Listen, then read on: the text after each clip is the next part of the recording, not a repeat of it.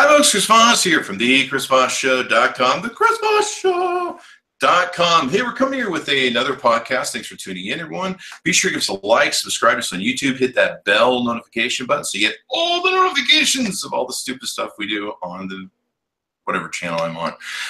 So be sure to also subscribe to us on patreon.com/Chris Voss, iTunes, Google Play, and now we're on the TuneIn app if you want to get your podcasts there. So I have an exciting, wonderful guest, and he's incredibly funny and entertaining. This is one of the reasons I really enjoyed getting to know him better on social media. His name is Brad Goss. He's a best-selling author, internet entrepreneur, business advisor, and his internet companies have generated over 100, count them all, $1 million in transactions, and they continue to grow. He's not even stopping at 100. He's just going to keep going. And he's a super funny and intelligent guy, at least from what I've seen. We'll find out if he really is talking about the podcast. Welcome to the show, Brad. Thanks for having me. How was that as an introduction? It's a great introduction. You make me sound like I gotta live up to something now. Yeah, I gave you a lot of pressure to work with. I'm like, he still is going to make more money. And you're just like, oh, shit. And now I have to be intelligent, too. Man, I wasn't expecting that today. Well, let's not push it. I don't know about I'll just speak for myself as not being intelligent. So let's get our audience to know you more about you. I mean, you post, I love your wit and your humor that you post on Facebook. It's always sharp, cutting, and hilarious. And then, of course, your pictures that you do, your profile pictures of yourself, are just wonderful and entertaining just to look at. Well, thanks. My photographer's actually in your neck of the woods. He's in Vegas. Oh, really? What's his name? His name is Curtis. I got a company named Photo Bang Bang. It's Curtis. I can't remember his last name. Curtis something. He's downtown. I found him one year. I was looking for a good photographer in Vegas. I was coming in. It was my 40th birthday. I wanted to do some fun and wacky photos, and he turned out to have the best vision for what I wanted. And so I've hired him 3 different times, 3 different trips to Vegas, and he's awesome. I have some fun and wacky photos on the internet, but you have to actually buy a special subscription to get access to those. Right, the $2.95 trial. Exactly. Yeah, it's a webcam sort of thing, but let's not talk about that. Yeah, I don't know if he photographs any babes or women, but I might have seen that. His name sounds familiar because he may have filmed. There's a lot of my models that moved down here from Utah that are here now, and I've seen some of the photography and some of the cameramen around town doing their stuff. So where can we find you on the interwebs so people can look you up as we're having this discussion? Twitter is Brad Goss. Facebook, Brad Goss. BradGoss.com. I have a website called Vector Tunes, which is a clip art cartoon company, and that's pretty much it. That's 50 websites or whatever. And then you're on Twitter, I see. Man, you got a lot of followers on Twitter there. 138,000, I think it is. Yeah, I need it. Yeah, and you're only following 6,700. So I don't know what that means, but it's pretty cool. I think that's like a big Twitter penis as far as Twitter is concerned, but I don't know what that means exactly, but I'm a grower, not a shower. Now, correct me if I'm wrong, but don't you live in Canada? I do, yeah. Yep. Yeah, we won't hold that against you, So Vector Tunes is one thing I see you on. I saw the recent promotion you did with Kickstarter, which seemed like a lot of fun and a real hoot. So give us some background on you and go ahead and take the opportunity to brag away. Sure. So Vector Tunes, I've been running for about 5 years. It's a cartoon, modern clip art kind of website where you can get, a more robust clip art image than you might be able to find in like the old Microsoft Paint collections or whatever, back in the day. And, people still use it for creating infographics and content marketing and videos, explainer videos, all that kind of shit. So I actually discovered the market kind of by accident. I was writing a book in 2012, and I hired a cartoonist to come and work for me, and she was really good at what she was doing. And so when she was done my book illustrations, I just had her doing some other stuff for me, like sales copy and content marketing stuff. And And then I wound up with this catalog of cartoons I'd only used one time. I thought, oh, maybe other people want to use these. So I had someone catalog them and put them up on a website, and people started buying them. So fast forward to today, I've got 6 cartoonists that create stuff full time for my catalog, and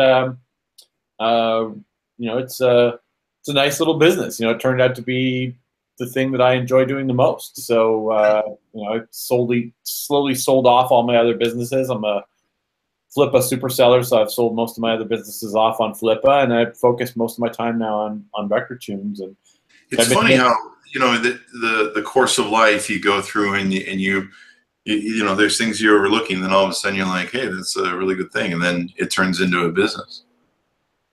Yeah, it's funny because if I think back, I've always loved cartoons and using them in marketing and using them in my business, and it's always been a part of what I did, but it's never been the central focus. And now that it is, I quite enjoy it. It's like it's probably the most fun business I've ever been involved in. And you make some really fun and funny cartoons. I remember there's Brushy Bear, and it's kind of an interesting entrepreneur story of how to run your business and how to come up with new ideas and how to look for different business things in your business that are untapped resources. And if I understand the story of Brushy Bear, I'll let you tell it as to how you it was kind of a little, like, I guess, a side project or something like that. Yeah, I went to a conference in Vegas called Licensing Expo, and I learned a lot about character licensing and creating, a more rather than just like, hey, here's a picture of a toothbrush with a face on it. Here's a character that I can create that I can own the IP on, and license the use of that character out to different brands and different organizations or whatever. And so that was kind of where the idea came from. I had a bunch of failed ones. Like I tried a bunch of them that didn't work out, right? Like, other ideas. And then I came up with this Brushy Bear, Flossy Fox, Cavity Cat character set. And I literally spent almost no money. I went on Fiverr and I hired a guy to write a song. I had a song written. I hired a guy to record the song on Fiverr. And then I sped it up a little bit, and I made a really rudimentary, video and keynote on my Mac of Brushy Bear singing the song. And I boosted it on Facebook, and I hit a couple of different audiences with it, and it was a fail. I was like, okay, parents don't like this, teachers don't like this, dentists don't like this. This is dead. And then one last kick at the can, I thought, dental assistants and dental hygienists. Yeah. So I hit that audience with like a $5 ad boost, and the video went nuts. Shares, likes, comments like crazy. I'm like, wait a minute, this audience likes this. And so, and there's millions of dental hygienists and dental assistants in North America and the UK. And so I started making new songs and new videos for them. And dude, like everything I put out, they just ate it up. It was humor based, and it had a lot of, we had a song called Clean Your Tongue, It Smells Like Bum. And, we had all these different like songs, that would resonate with that community, and they would share it like crazy because they're the ones running the Facebook page for the dentist. The dentist isn't on Facebook. They're too busy doing the dentist work, but the dental assistant, she's the one or he's the one running the Facebook page for the dental office, sharing stuff, finding stuff. And they just went nuts when they saw this little bear singing about, flossing and your breath smells like butt and all this kind of stuff. And it just went over really well. So we got a partnership with a tongue brush company, and we had, I think we've had now about 4 million views on our videos, and partnerships with dental associations and books and you name it. Yeah. I remember the post that you put out. You're like, it's really funny. I kind of had this little side project or this little thing I had worked on. I really didn't think much of it. And then all of a sudden now it's a hit. And it's one of those things where sometimes, the diamonds, the acres of diamonds are all around you. You just have to look for them sometimes within your own business. Dude, the worst part was I had my artists draw Brushy Bear as a side project, and then he went in a Dropbox for 6 months, and I didn't look at him. Yeah, I think that was the story that I remember. Yeah. I looked at him. I was like, yeah, that's cool. I'll figure something out for that later. And then I shelved it. And then a writer that I work with came to me and was looking for some extra work. And he said, do you have anything you need done? And I'm like, I don't. And he's like, I'll take anything. He's like, it doesn't have to be copywriting. And I said, well, I got this little dental hero bear that needs a origin story written. Like, could you write a children's book? And he's like, sure. And he writes me this children's book. He does a great job. He writes me this story for the children's book, the Brushy Bear origin story. His dad's the king of some faraway land, and he's dying. And Brushy Bear has to save his life, and he wrote the book, the first book, and then he wrote the first song, and I just put it out there, man. And just I just put it out there, and it took off. It was one of those things where it was like, man, I wish I had done this sooner. No kidding. I mean, it's so hard for parents to get their kids. And then the other big entertaining thing I love is I guess Brushy Bear has a Twitter account or a Facebook page, and he gets trolls and he trolls them back. Brushy Bear is the ultimate troll, and he's me, but I won't break character when I'm in Brushy Bear mode on Twitter, and I don't do it as often as I used to because it's just not it was something that was fun to do early on. But basically what I would do is I watched Twitter streams for people who were at the dentist, and they were waiting for the dentist, right? They were like sitting in the waiting room having a stressful time, and Brushy Bear would come in and bust their balls. And he was kind of a dick, He was kind of like he'd say stuff to you, but it was like sarcastically nice, hang in there, champ, and whatever. And it was funny, we had I couldn't believe the response rate that I was getting, and some people really some people don't understand Twitter, right? So they'll post something and they'll be like, I'm at the dentist's office and I'm waiting for my cavity to be filled and I'm losing my shit. And then this little bear comes in and says, don't be scared, champ, or chief or whatever. And they say, it'll be like kind of mean and nice, but mean. And then people will be like, get off my Twitter feed. What are you doing here? And it's like, everything you post on Twitter is public, you dumbass. Like, what did you think you were getting into here? This is not like your private WhatsApp group. And they're arguing with the animated bear. That was the best part, dude. And they would argue and then and I would also be kind of creepy too. So sometimes I'd be chatting with a girl who was scared of the dentist, and I'd send her a little Brushy Bear cartoon telling her she can do it, and they'd be nice. They'd be thankful, oh, thanks, Brushy Bear, and then I'd wait an hour later and I'd be like, how's your mouth, girl? And I'd send them these responses, right? And then their boyfriends would come after me on Twitter, she good, bro. You leave her alone. And it was it's an animated bear. You think he's trying to hit on your girl, and dude, it was just it was. I had so much fun trolling people with this little bear, and sometimes I'd get into really big arguments with people. Yeah. And then they would get angry and threatening, like physically threatening, and I would say, hey, remember, you're arguing with a cartoon bear on the internet. That was the funniest shit when you post the arguments. It's like you're arguing with a cartoon bear. Honestly, I've never had more fun than being this little bear troll. He was just so much fun. It'd be hilarious if you could come with a character that could troll our president and just get an exchange going between him and the cartoon, whatever. That would just be hilarious. I wonder if that could be done. I think I could pull it off.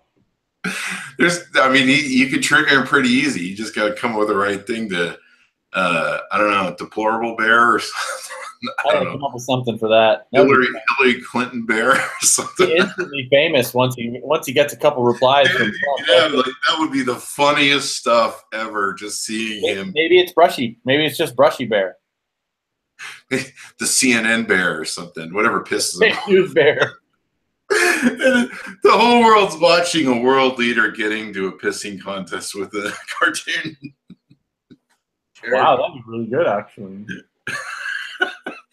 But I don't know. Maybe he's really the cartoon character, and we're the ones arguing with him as he's trolling us. So I think that's how it works right now.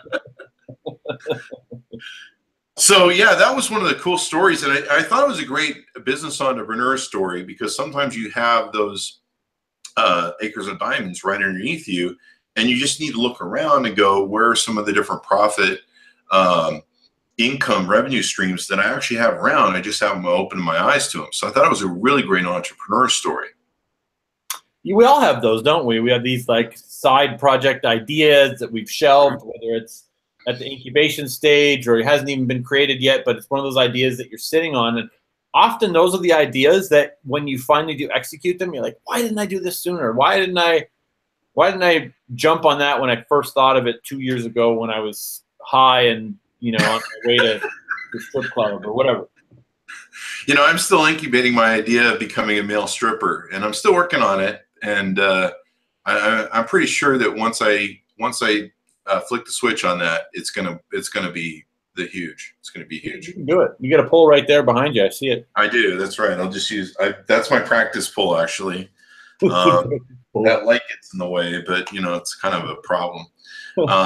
That it doesn't hold my weight, so there's that as well. So what else tell us more about Vector Tunes or whatever you want to talk about. I know you do a lot of internet marketing, and you're big at that. So I'll let you tell us what you want to talk about and introduce the rest of the world to Brad Goss. I sell a lot of shit on the internet. That's kind of my thing. I like to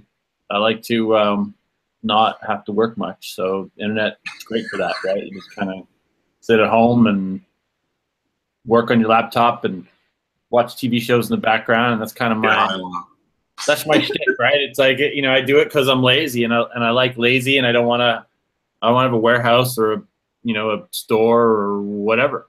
No, man, you know what? Vector Tunes has been the thing that's consumed me. But you know, I started out. I've been doing this for 20 years. I started out in 1997 selling porn on the internet, like everybody else who went on the internet in 1997. I'm still doing that now. You either bought porn or you sold porn. There was no. It's the webcam. The only reason you needed a cable modem in 1998 was for porn. So you know, that's how I started, and that's what I did for the first 10 years, and then kind of moved out of that business and you know, tried doing the internet guru thing for a little while, where I told people, you know, I could show them the path to financial freedom. And then I realized that not everybody they pay you, they give you the money. They're like, yeah, here you go. Yeah, I want to follow you on that path. And then they're like, no, I don't want to do that. I don't want to do the work. So, so I just stopped doing it. Right. I was like, I don't want to sell people on this dream that I have. That's my dream. People seem to want the dream, right? You get this kind of group of people. They're like, oh yeah, I want that. I want what you have. I want to be lazy and stay home and work on my laptop all day. And then you're like, okay, great. So here's the work you have to do, right? Here's the work. Be lazy. And because you got to do the work to get to the lazy, right? There's no like, you can't just be lazy and then have the things, right? You have to like do the work and then be the lazy and then have the things, or do the work and have the things and be the lazy. You should write these down as quotes. These are deep. The work has to come first, right? You and I know this. And so a lot of the time they'll pay you the money. They'll be like, hey, you know, here's money to be my coach or my mentor, or here's, you know, buy your ebook for $47 or whatever. And then they read the ebook and they're like, oh no, I didn't want to do the work, Brad. Can I have my money back? I'm like, I can't be in this business and deal with these people. So I got out of that. You know, I thought that was the thing I was going to do, right? I was like, oh, I'm going to be a mentor guru guy. And I couldn't be that guy, man. I just couldn't be the guy. I wanted to. I really did. I thought, oh, I'd be this guy, and people will listen and hang off my every word, and I want to be important and all those things. And then I realized I just want to sell shit on the internet, and I don't really want to make, like, I don't want to sell you on the lifestyle. I don't want to convince you that it's awesome and you should give me money to teach you how to do. I just gave up on it really quick because it was just like, this is. I have those clients that do that with me. They pay me every month, and then they go, well, okay, whatever you said, great, that's nice, Chris, but we're not going to do that. And I'm like, but you're paying me to tell you that, and you're not doing it. And they're like, yeah, that's whatever you said, it's cool. We'll pay you next month too. They just never do it. And every now and then they'll come to me and they'll be like, hey, you know, what we're doing really isn't working. I'm like, that's because you're not listening to me and you're not doing what I told you to do. And they're like, oh yeah, okay, well, we'll just keep doing that then. Yeah. I'll keep taking your money. I mean, I'll keep taking your money every month. As long as you want to pay it to me and you don't want to listen, that's cool. I'll keep taking the money because it's kind of like basically that mentality of the people who buy self-motivation books or people that buy books in general. I mean, basically, they buy the book thinking that they're going to read it. They never read it, but the fact that they bought the book means they've achieved their goal of motivating themselves. Or like, you know, people that go see Tony Robbins like all the time, but they're never motivated. They're always depressed. And you're like, you've seen Tony Robbins 20 fucking times. Hey, what the hell? Dude, I went to an event. You know, I do as you do. I do a lot of public speaking, and I went to an event recently by Michael Port and Amy Port, a really good event called Heroic Public Speaking. And I mean, these guys are the masters of teaching public speakers to be better at what they do, and they're amazing at it. And the event was transformational for me. Like, I got a lot out of it. I learned a lot about, you know, rehearsal process and you know, how to create an effective talk for stage and all that kind of stuff. And I met a lot of people there, and I'm like, hey, you know, so is this your first time here? They're like, no, it's my 5th year, you know, doing this. I'm like, oh, you know, what kind of talks do you do? Well, I haven't done any talks yet. And I'm like, okay. So you've done 5 years of public speaking training and no public speaking. And you know, I mean, hey, look, maybe it helps them in another way. Maybe it gives them more confidence at work. Maybe there's some tangential benefit I'm not aware of. But it's like, okay, I came here to learn this thing because I'm already doing this thing and I want to do it better. So you either come because you want to do the thing and you haven't done it yet, or you want to do it better. But then there's some people that just want to, like you say, you know, it's like the Tony Robbins thing. You meet those people too. They're like, oh yeah, this is my 60th date with Destiny, and you know, I'm like, oh great, you know. And so, how's that working for you? Well, you know, is it Destiny kicking in? Yeah, I'm renegotiating my bankruptcy. Oh, okay. So, but you know, keep dating Destiny, but you're not getting laid. Exactly right. So that's what he needs to do. Is he needs to upsell you to closing the deal with Destiny and getting her in the stack. So yeah, so I tried that, you know, it just didn't pan out for me. So I was like, okay, well look, I'm really good at creating and selling shit on the internet, so I'm just gonna go back to doing that and kind of be a little more quiet about it. And I also went through this thing on and I don't know, you know, if you remember or not, but about 2 years ago, maybe a little longer than that, the entire country of India was on top of me. There was a group in India that had about 3,000 members, or 3 million, not 3,000, 3 million members on Facebook. And someone reported to me that they were using my graphics illegally. And so I hit them up. I was like, hey, guys, stop using my graphics. And they were like, fuck you and your fucking mother. I was like, oh, okay. So I went on Facebook and I reported them, you know, to the Facebook copyright people, like, and didn't think anything of it. Sent out the DMCA, you know, requests and went about my normal routine. And then the next morning I had a message on Facebook from the guy that said, fuck you and your fucking mother, and said, sir, can we have our Facebook group back, please? And I was like, oh, I guess Facebook listened to my complaint, right? And I was like, no, bitch, that's what you get. You know, like, you mess with the bull, you get the horns. What am I going to say, right? I'm like all like cocky with the guy. And he says to me, and I said, hey, you know, I have an image misuse fee that I charge people, which is true. You know, it's just like Getty or anybody else. You steal my images, you're going to pay more.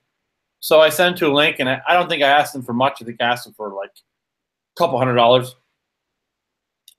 Back to fuck you and your mother, right? So I was like, okay. So I didn't realize they had an email list of all 3 million people that were in their group. So he sends out an email, and I have a public Facebook profile at this point. He sends out an email to all 3 million people saying, here's the link to the guy that took down our favorite group. Here's his Facebook profile. You know, go do all the damage you can. So, of course, this happens overnight while I'm sleeping. So I get up in the morning, and my Facebook notifications are like, you know, my phone is just like lit up with Facebook notifications. All of India is angry at you. And they've reported every photo is inappropriate on my profile. They've commented on everything that was public. And it was like, and I had all these messages, and they were death threats. Like they were like a lot of death threats. And the thing is that like, if you talk to anybody from India, they'll tell you that when they speak English, their insult game is weak at best, right? It's like, they just don't have. Yeah, they just don't have. They're like, fuck you, black shirt. You know, like they just don't know what to say to you. So they kind of like, they call you these names, and they say they're gonna do these things to you, like fuck your mother or whatever they say.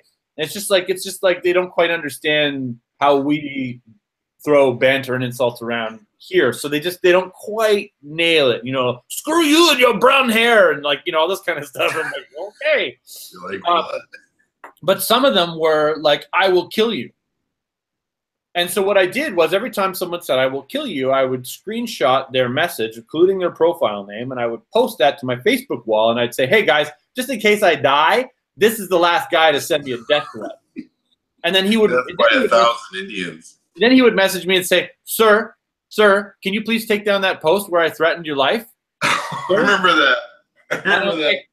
Now I got to screenshot you begging me to take the post down and put that in there, because this becomes this funny, you know, exchange.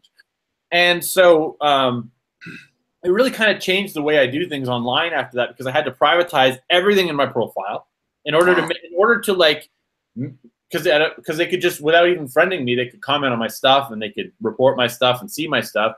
So I had to change everything I did on Facebook, and I went from being this kind of public, comedic Facebook person to being a little bit more private and guarded. And I still do the comedic stuff, but not as much as I used to. I kind of miss doing it.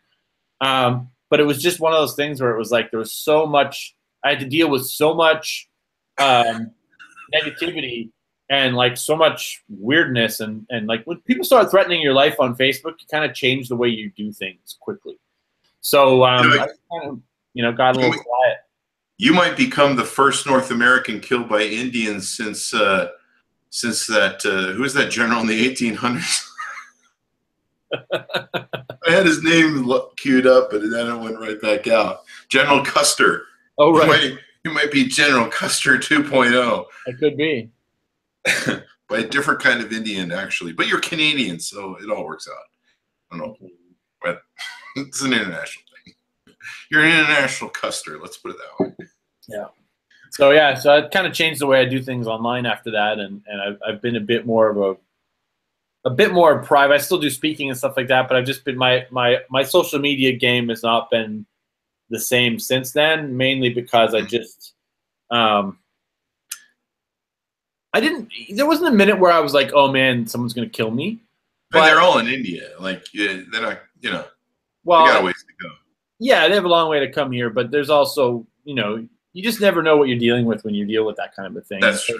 It just kind of changed my tune, and I'm like, you know, I'm recently divorced, and and so it's like, you know, do I really want to deal with people seeing who my new relationships are with, and then you know, that becomes like now it cascades into other people's lives that didn't want it in their life, and you know, it's just this weird thing where it's like social media is great, but then this happens, and you're like, okay, social media has holes. This is a thing that, you know, I can be public on social media, but then I have these relationships and these friends that I don't, or family members that I don't want to be harassed because they were like hitting my friends and family up too, right? Oh, so yeah, that's true, huh? I don't want to like be in that world where that's so easily accessible anymore. It's an interesting dynamic in today's world. You know, I've been single all my life, and I don't talk about anybody I've ever dated. I don't. If I date, I don't think I'd ever really say this is the person I'm dating unless it lasted for several months or maybe a year and it was really serious. I don't know. I'll have to wait till I see what happens with that. I'm kind of broken where I can't put up with people for very long. It's my thing. You know, I hear about these stories of where my friends will go out with the girl, and like sometimes on the first date, she wants you to post a picture of you and her together on Facebook to, I guess, measure your commitment. And you're just like, what the fuck is that about, man? Whoa, you know? Here's where we're going to measure how far I'm running from you right now. Yeah, exactly. I mean, that's usually your first sign. Usually, when I'm dating, I'm looking for the crazy eyes, and once I see the crazy eyes, I'm like, check, please. But right, I hear something that's like makes me go, woo, check, please. You know how you can tell how crazy a person is by how many memes they post on social media. That's probably what I should do when I want to date. I should pre-screen based upon what they post on Facebook. I think that probably should be my new. A lot of the time they post these memes and they're written in like really like scripty, curly fonts. That's the cursive ones. And they usually have some kind of thinly veiled message that's designed for the dude that is ghosting them in that moment. And if that's the stuff that they're posting on social media, you got to stay the fuck away from those people. I'm not sure. That could be a lot of people. I mean, it's a lot of people. I have some friends that they love crazy women because they'll go from like happy posts to like everything happens for a reason to your soulmate is blah blah blah. They just go off in these weird tangents, and you're like, yeah, that person's probably not stable for dating. Here's something you could draw. You could take the crazy hot matrix, so the crazy hot wife matrix you've seen, I'm sure. Yeah. Put like the social posting like sign of what they're how that integrates with the crazy hot matrix. Is she posting crazy memes with lots of cursive? Here's more of it there is the bad curve. Here's the good curve. I usually go with here's the good curves. I'm not sure what that means. So you recently did the Kickstarter, and that was really cool. Tell me about that project. It was a big thing. That was I think a lot of people loved it and signed up for it. Yeah, we did this. So this was it was like to promote Vector Tunes, but we did this poster. I'll show you one here. We did a poster called the Cartoontropolis, and basically for I think like $25, we could draw you into this poster. And you would get a cartoon character that was put into the city, and we did it as a way to kind of promote the fact that we do custom cartoons, but also as a way to create something that had never been done before, which was draw a picture of me or draw a picture of my child or draw a picture that I dictate to you of some random thing that I want, but you're putting it into this bigger poster that everyone gets a copy of. So you get your cartoon, but then you also get this poster of you in this city that we created. And it was really, it was my first Kickstarter. I'd never done one before, so I set the goal really low. It was at $5,000, and I think we did 7 and change. And it was a successful project, which is always good. And I learned a lot from that. I before doing that, I had just come off the heels of this campaign called Vector Tunes, fuck yeah, we'll draw that. Yeah, that was funny, dude. That video is huge. It's doing really well in my ads right now. But essentially, what that was we started off because it was really hard. Like getting people to buy clip art is like really hard, right? It's like when people buy clip art, it's usually 2 o'clock in the morning. They have a PowerPoint due the next day, and they're on Google Images looking for the perfect image that they want, and they find it on, they find my image in Google Images, but it's watermarked. So then they give me $5 and they buy the image. That's basically how 90% of my business is done. So, what happens is you got to tell people, hey, we're out here, we do this. This is what we do, and we also do custom work if you need something special done. And I had a lot of trouble kind of getting that penetration. So I did this one ad campaign, and I got the idea from, I don't know if you ever heard of Jim Will Paint It. No. If you're watching this right now, go on Facebook and search Jim Will Paint It. Jim, apostrophe LL, Paint It. Jim Will Paint It, basically. And it's this guy who you give him the wackiest idea you possibly have, and if he likes it, he'll paint it, and then he sells the prints through his thing. Like he does the custom for you for free, and it's wacky stuff. I'm like, oh, you know what? This is kind of a cool idea. I'm going to take this idea and use it in an ad campaign. And so I said, you know, give us your craziest idea, and if we like it, we'll draw it for you, no charge, and we'll send you. If we pick your idea, and I'll send you a poster that size of your idea. And so people started giving us crazy ideas. You know, I want, you know, a pie eating contest in heaven between all the dead professional wrestlers, or I want, you know, a hipster on a hoverboard wearing Crocs and socks with a fidget spinner and a vape, you know, or, you know, all these crazy ideas would come in. And I'm like, oh my God, these are really good ideas. So we started drawing them, and then we would send people the posters. And then after doing 3 or 4 of those ideas, I'm like, okay, well, I got a video here. And my personality is, you know, when someone says, hey, Brad, can you do that? I'm the guy who always says, fuck yeah, we can do that. I always say that. I don't know why. I did this video, you know, fuck yeah, we'll draw that. And I censored it so that I could get the ads out. So I had to put a beep over every time I said, fuck yeah, we'll draw that. And I just took all the ideas that we got, and I showed them in the video. And I'm like, you know, but we can also draw, you know, your dog or your cat or whatever, you know, kind of put it in there that, hey, you know, we do this crazy, wacky stuff, but we can do anything you want. And it worked out really well. It's still one of my #1 ads on Facebook, and people, you know, people order custom stuff from us every single day. And I'm always interacting with customers. But, you know, when you call Vector Tunes, my phone rings. Like, I'm the guy who answers the phone. And I always want to know, how did you find us? How did you find us? How did you find us? And, you know, the #1 answer is Google, and the #2 answer is, I saw the Facebook video where the guy said, fuck yeah, we'll draw that. And I'm like, oh my God, you know, that video has done really well for me because it was, because I broke the status quo. Like, all my other ads were, buy some clip art, buy some stuff, here's a sale, here's a coupon code, here's a whatever. And it's just, there's so much noise in marketing now. And so when you go outside the box, I hate using that phrase, but it works, right? You do something weird and wacky that like nobody's done, and you like, you say, you know what? I don't care. Like, my brand with Vector Tunes has always been, we create the stuff that most people won't create. You know, I have suicide bomber clip art, and I have, like, you know, I have stuff that nobody else has because I want to have stuff that nobody else has. So it's always been the thing, is to kind of do the fringe stuff, the weird stuff. You know, if you Google suicide clip art, you're going to find my stuff. If you're, you know, if you're looking for weirder stuff that you won't find anywhere else, you'll find it on my site.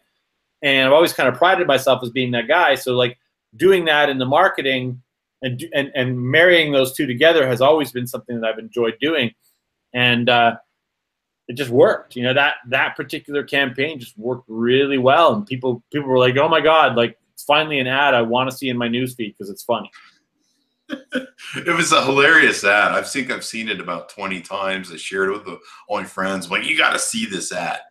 And it's hilarious. You're in a whole mess of different scenarios. At one point, I think you're laying down on something and there's something going on behind you. It's just hilarious. So if you haven't seen it, yeah, it's just hilarious.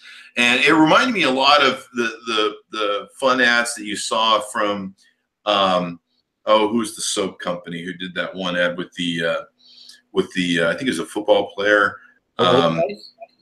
Yeah, well, the Old Spice ads. It reminded me of the Old Spice ads. It reminded me of the Dollar Shave Club guy. Yep. You know how he does those ads where he walks through different scenes and and there's all sorts of stuff going on, and so it was fun like that. And I think that's a real big aspect people miss when they, like, a lot of people don't ever get that. With advertising, you kind of have to mask it with some entertainment. You have to entertain people. You can't just come with, like, buy me, buy me, buy me.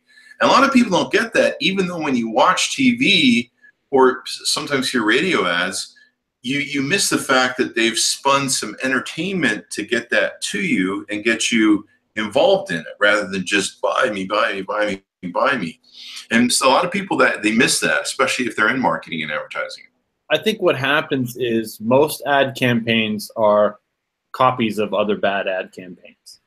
And the problem is that most ad campaigns are bad, because if you have a $20 million branding budget in a market and you say, hey, I'm just gonna put in every magazine, you know, a picture of a black and white model, you know, with abs holding my perfume, then, you know, you see that and you go, well, Calvin Klein, that's how they do their ads, so I'm going to do my ads the way Calvin Klein. Well, no, you're not Calvin Klein. You don't have their budget. You can't do what they do. They have the money to put out bad marketing. Like, they have the money to just say, fuck We you. don't care. This is that stuff, right? Like, here it is. Here's a sexy model holding our perfume, and you fucking want it. And, like, okay, great. But if I do that with, like, a $10,000 marketing budget, I'm going to run out of that money so fast and nobody's going to know who I am. But, you know, but if you have $20 million, then you can do that and get away with it. It's this weird. So marketing is this weird vacuum where, like, amateurs copy, you know, these, like, massive agencies, but these massive agencies have these huge budgets and their shitty marketing works in that thing. And Calvin Klein doesn't want to disrupt the market. They are who they are, and that's what they do, and they can do that. But I'm, you know, this little mom and pop clip art company, and I have to do things a little bit differently to Calvin Klein. I got to say, okay, how do I do something that will go viral and get shared and break the status quo in terms of marketing? That's the only way you're going to do that when you're the little guy. You're not going to do that with the basic check us out on the web marketing. Yeah, that's the biggest thing. I mean, everybody that comes to me, and I'm sure everyone gets this, you get the clients, it's like, well, I want to go viral. I want to go viral. And you want to go viral. And I'm like, well, how much is your budget? And they're like, yeah, $10,000. And you're like, okay, I think we just spent that thinking about it. If you want to go viral, I know a hooker with herpes. I can hook you up with her, and you can have all the viral you want. What's her number? No. Is she local? Right? Like, that's, you know, that, like, it is. It's the buzzword everybody wants, but you can't. Sometimes it's like, you know, I've learned with viral, there's because I've done so many attempts at viral, and I've only had like a couple of home runs, and the home runs were always like, I don't know if this is gonna work, but let's boost it and see what happens, right? And then it works, and so you kind of have to go into that with that every time with that little bit of like unknown luck. Is this gonna pay off or not? Yeah, the only time I've ever gone viral was in visits to Thailand, but we won't talk about that. I'm still taking penicillin for some of that. Lady boys. Yeah, it's really hard, and like you say, there's I guess technically this is no pun intended. There's ads ad nauseum in the marketplace, and there's just so much noise, and there's so much coming at you. You know, I mean, nowadays it's worse where you go to just about any website now, and the autoplay videos that come at you, and then usually like even like CNN, the things seems to be so poorly coded or scripted, it starts messing up your computer, and your browser is trying to move from their forced ad onto some YouTube video that they ripped off, and they're slapping it together and then trying to shove it at you, and then now they've got this thing, Facebook's doing it, and I think CNN does it, where if you page down, it tries to keep the video in the side corners coming at you. Yep. And I can see why so many people now are using these ad blockers, and why it's been a big deal with the ad blocking what's out there. And you know, there's a lot of challenges too. I mean, me as a YouTube person years ago, you know, I used to be able to make a lot of money on YouTube, and the ads paid for things, and I used to be able to go to companies and be like, yeah, we'll review stuff, and it's free because somebody else pays for it, and it's the audience. And then the audience changed and said, hey, we don't want to look at ads. And you're like, this is how you get this free shit, and if you don't look at those ads, I can't give you the free shit anymore. You're killing me here. And it's interesting how it's changed over the years, and of course you have to adapt. But I think some of the things that you really do that are really cool, especially in case studies that people can do in running their business, looking at their business ad campaigns. Because one of the things you do really well, even in the ads you do, they're very community based, I think, and they engage your community. They're welcoming, but they also entertain your community. They really endear your brand, if you will. I mean, that's the whole reason that I've just loved all your stuff all these years. From the moment I kind of started seeing your work, is because it's always entertaining, it's always funny, it's always humorous, it's always kind of out there, which makes it really stand out. And you have a whole community, I think, from what I understand. I mean, I see everybody going off about you.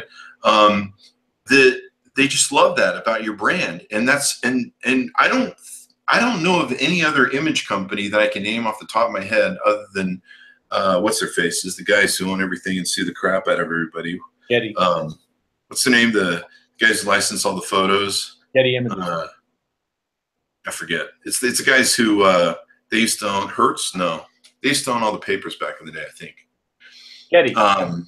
But anyway, I mean, I don't know any other tune companies that come to mind in my memory. I mean, you stand out in that sector, and if anyone ever came to me and said, "Hey, I want some, you know, I want some tunes drawn, I want some stuff done for my ads," I'd be like, "Call Brad." Yeah. Now we have a lot of you know, people that buy stuff from us that you know, it's like a one-time thing, and then we have a lot of people that buy stuff from us all the time, you know, on the regular. And there's definitely lots of choices out there of companies that do that kind of thing. But what I think we bring to the table is you know, a bit more of a personal service, and just the ability to help you conceptualize what that's going to be and what that should be, as opposed to just draw my dog. Okay, great. You know, like, we do that too, but a lot of the time they're like, "Hey, I have this half of an idea. Can you help me fill in the blanks on it?" And I love doing that. Love it. So there's a creative side of it too that's fun. Yeah. The Getty Images, that's who I was thinking of as the licensing brand. I know there's more, but see, I can't even name them off the top of my head. I know there's more out there. But that's important because, you know, I'm not going to refer business to them, obviously, since I can't remember them. So what are some other aspects of, I don't know, being an entrepreneur, being a marketer online that you think is important for people to learn about? I think if you're running a business online, it's important to remember that it's not just online. Mm-hmm. And that you have to get on a plane sometimes and go hang out with the people that do the thing that you do. You know, I travel a lot to, you know, different places where there's conferences going on or trade shows going on. I've always been a trade show junkie. I've always loved going to Vegas for trade shows or going to different conferences around the world, and just meeting the people that do what you do, because those people, they refer you the most business, or they do the most business with you if they've met you in person. And I think there's this perception that people who do business online don't have to talk to anybody, and they operate in a vacuum, and they just, you know, they make money. And that's not the case. You got to know people, and you have to have connections and friends, and I think it's really important in my world to get on a plane a few times a year and go to the places where everyone else is going and meet the people. That's actually one of the reasons I moved back from California is I'm like, you know, I'm always in Vegas at conferences. Why don't I just move there, and then I don't have to ever get a hotel anymore? And it's really nice because every time there's a conference in town, I'll just drive down to it. And then I get to sleep in my bed every night, which is nice. Everyone's at CS going, "My back hurts, my feet hurts." I'm like, I'm going home, soaking my bathtub, my lazy boy recliner, and pet my dog and eat some home cooked meal. Hey man, that's the way to do it. Hey, did you go vegan recently? Did I see that? It's about 2 years ago, 2 or 3 years ago, 2.5, I think it is. Cool. I moved in and out of Vegas about 3 times over the past, 20 years. And I keep moving back. Partially it's my parole agent says I have to keep coming back, so there's that. But that's what I think about coming to Vegas is, you know, that Steve Wynn's vegan, and so I always stay at the Wynn or the Encore because every restaurant has a full vegan menu. Yeah, and if you ever meet Steve, though, you know, stay away from his one blind eye and that wild pen hand he has. Do you ever have a story about how you ruined the I don't know, it was like $800 million painting because he jabbed it with the thing? I feel bad for him. I shouldn't pick on him. I have a bad eye in my left eye, so I shouldn't probably pick on Steve Wynn. But fuck, he's got enough money. He'll be fine. He'll handle it. He'll live through the day.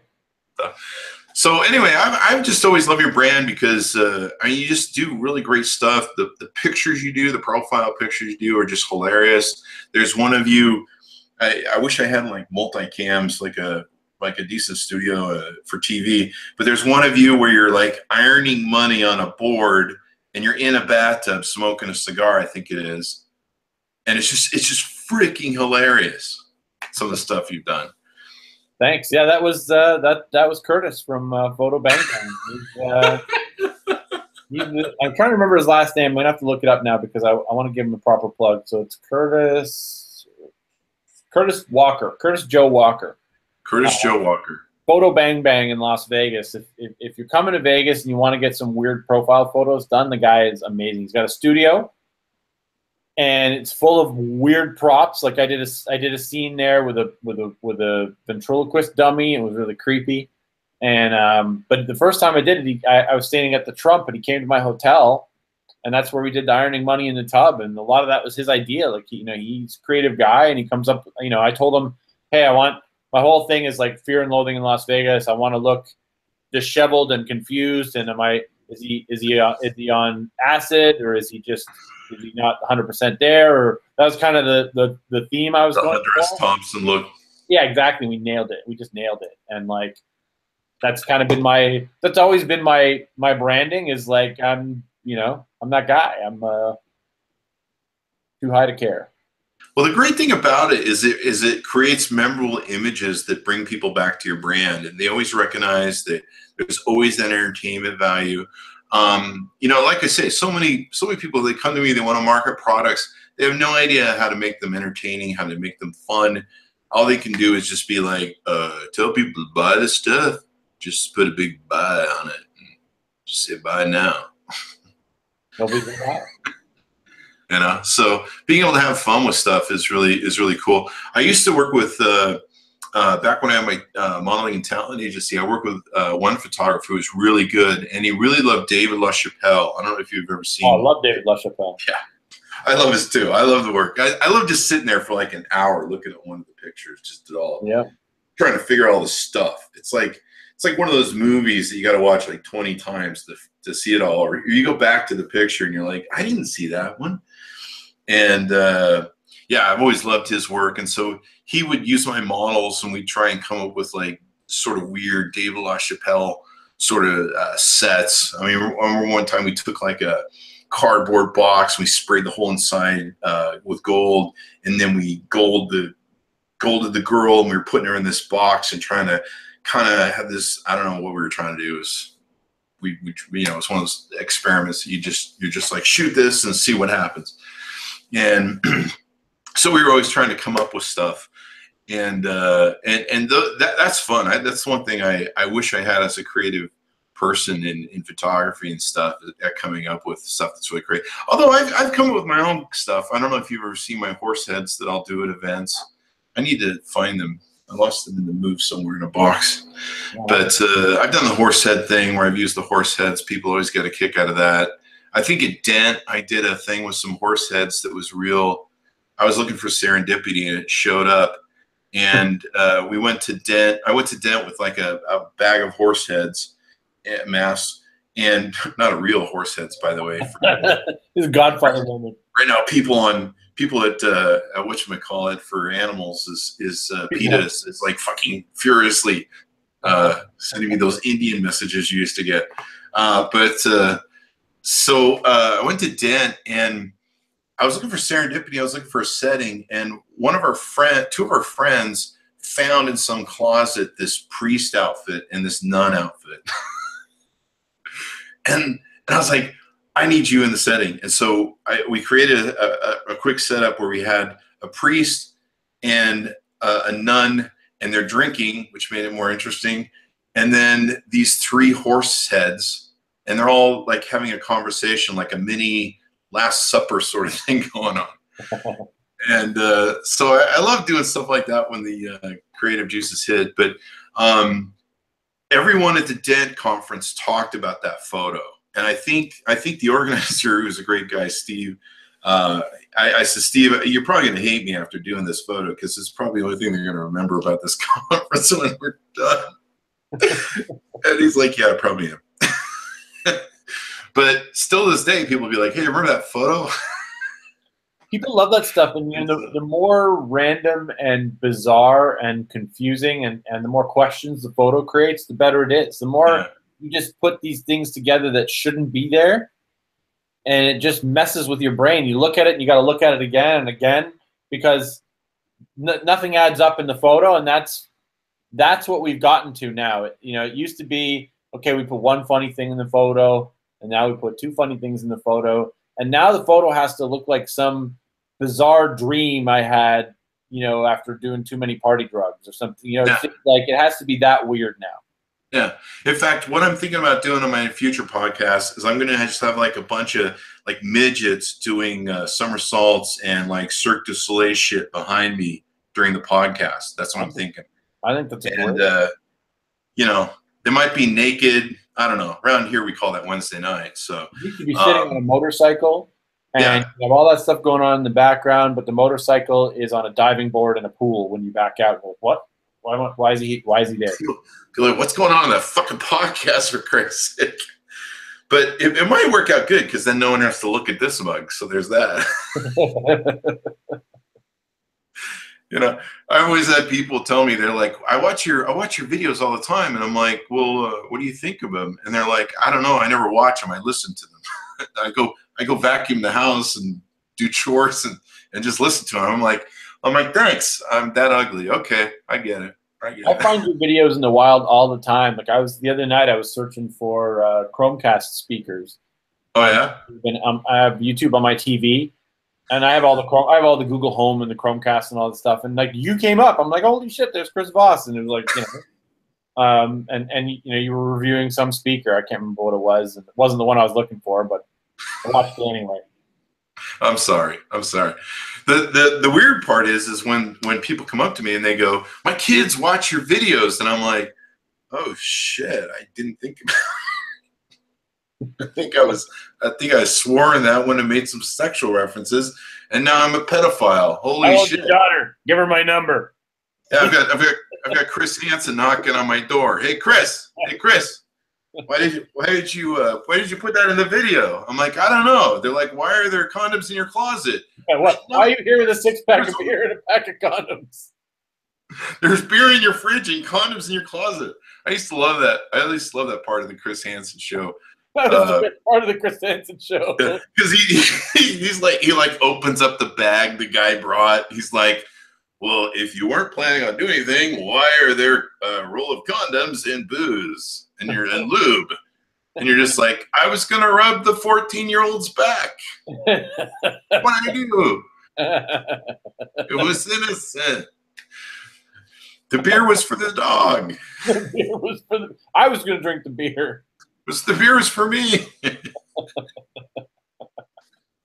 I always loved that show. And then what became great about that show was where it used to be no one knew when he'd be like, well, you're going to have to go out that door now. And people would be like, okay, I'll go out the door. And then after a couple of years on the show, like everybody knew that like the gang of sheriffs were outside the door. They're like, I don't want to go out the door. And like, he's like, you got to go out the door because we got to wrap the fucking show here. And it's, I don't want to, I know it's outside the door. Yeah. Please, can I just go out the door I came in instead? Can I go out the door I came in? It doesn't matter which door you go out to.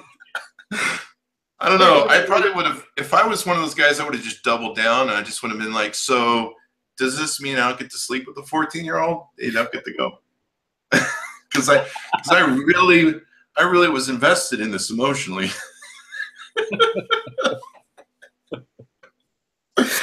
Oh man, hang on, my lawyer is calling me. What? Charlie Rose is fired, and so am I. Oh, okay, bye. I'll pay you. I'm not allowed to make Chris Hansen jokes on the internet. You know what would be ironic, and this is a horrible thing to say, but it would be ironic if he got caught with some kids. That would just be like, I mean, it's kind of like the politicians now, or people that are calling people out saying, you sexually harass, and then the next week it's like, oh, I did it too. Right, like the guy who's like, pushing against the anti-gay marriage bill, and then or pushing for the anti-gay marriage bill, and then he's in the restroom in the gas station, with the glory hole. Yeah, or like the president who's going, look at that sexual harasser over there, and you're like, do you get that? that not. It's like me going, look at that unshaven guy who hasn't bathed for 3 days. Um, All right. Well, Brad, it's wonderful to have you on the show, and love to have you on in the future. You've always got great ideas and great stuff. If you haven't followed Brad on all his channels, please go follow him. I'll let him do the plugs here in a second, but he has the funniest stuff. You must go watch it. You will be horribly entertained, and you'll waste half your day, but you'll actually have accomplished something worthwhile instead of watching cat videos. So there's that. And watch his ad, too. The ad that you do is hilarious. And it's funny. So, Brad, give us all the different links and places people can find you on the inner tubes. Just Brad Goss on Facebook, Brad Goss on Twitter, bradgoss.com, and vectortunes.com. That's pretty much where I am. I'm in all those places. Sounds good, man. He'll keep you smiling, keep you giggling. Thanks for tuning in, everybody. We certainly appreciate you. Be sure to hit that like notification on YouTube. Hit that bell notification so you get all the different annoying notifications from the Chris Voss Show when it goes live. Be sure to follow us on iTunes, Google Play, patreon.com/Chris Voss, and now on TuneIn app, so you can get all of the wonderful downloads. Wonderful guests coming by, just like my good friend Brad Goss here. Thanks for coming on, and we'll see you guys next time. See ya.